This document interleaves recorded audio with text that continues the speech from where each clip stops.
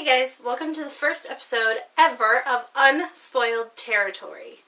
In Unspoiled Territory videos, I'm going to review movies without hopefully spoiling too much.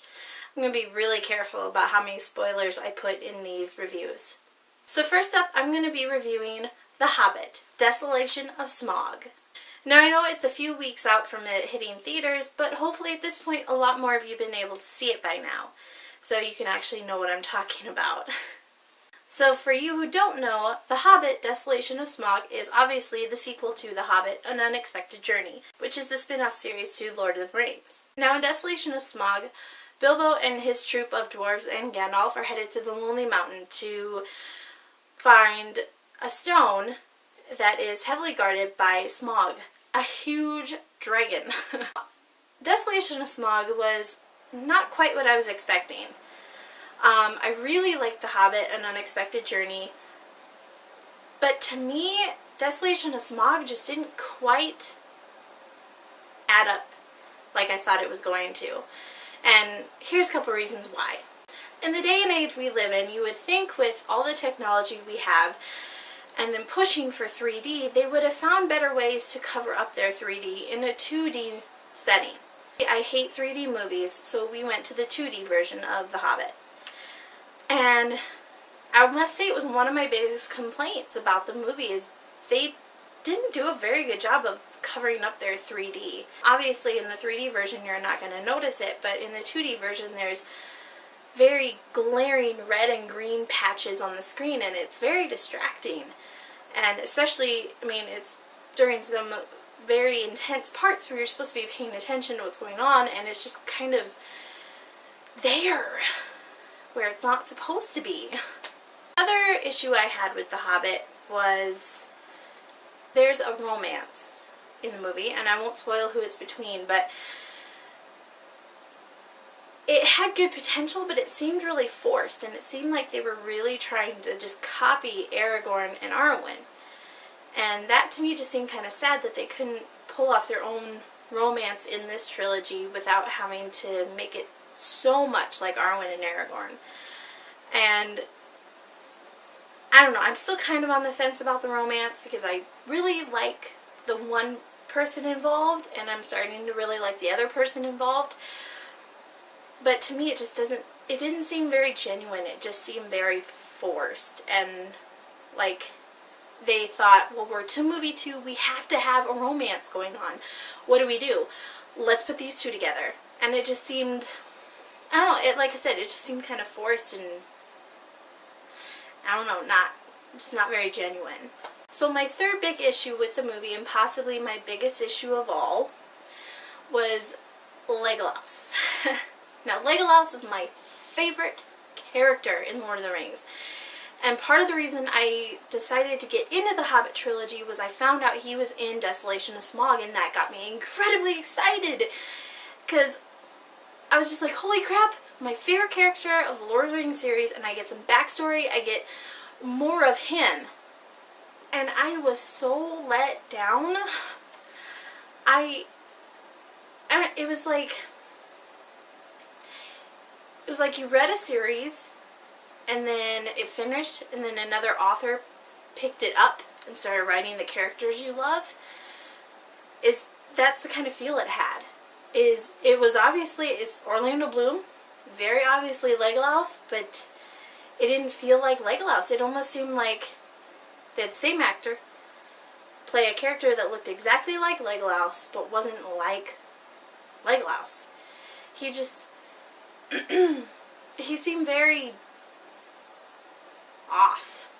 It's like in The Hobbit, he's like this old man who's just crotchety and kind of a buzzkill. Had like no humor whatsoever, which is not Legolas, and it was just kind of sad because I was so excited to get to see this character again, and then I didn't get to see him. And I don't think it was in Orlando Bloom's performance completely. I think a lot of it was just the writing, the way they wrote him in the movie was not well done. Okay, so the bad is out of the way, so now on to the good. Things I really liked about Desolation of Smaug. Evangeline Lilly, the new elf archer chick. She's pretty awesome, I'm not gonna lie. Some of the action was kind of like, you know, kind of goofy, but most of it was really good. I really like, from what I heard, is that a certain character that I really liked in the movie should have been dead by this point. In the book, he died. And he's still alive in the movie, so I'm happy. So I really like that they didn't kill off my favorite character, because that would have been very sad. Benedict Cumberbatch's performance as the dragon. I know it was just a voice, and I know they modified his voice a lot, but Smaug was incredible. I mean, I love dragons, and this was awesome. They did such a good job with their design of Smaug, and the way they combined his voice with the way they animated the dragon's facial features. Incredible. I really enjoyed Smaug himself. For the rest of the movie, I enjoyed it for the most part. It did seem to drag a bit in a few places, and I think that's just because since they took such a small book and they fleshed it out to 3 movies, they were just eventually going to hit that patch where they just kind of had to write for writing's sake, just to fill it out. And I think kind of in the middle of the movie you hit that point. And, yeah. But overall, the end of the movie, the way they left it was actually very good. I loved how they ended it, especially since there's a 3rd one coming. It just makes you really excited for the 3rd movie.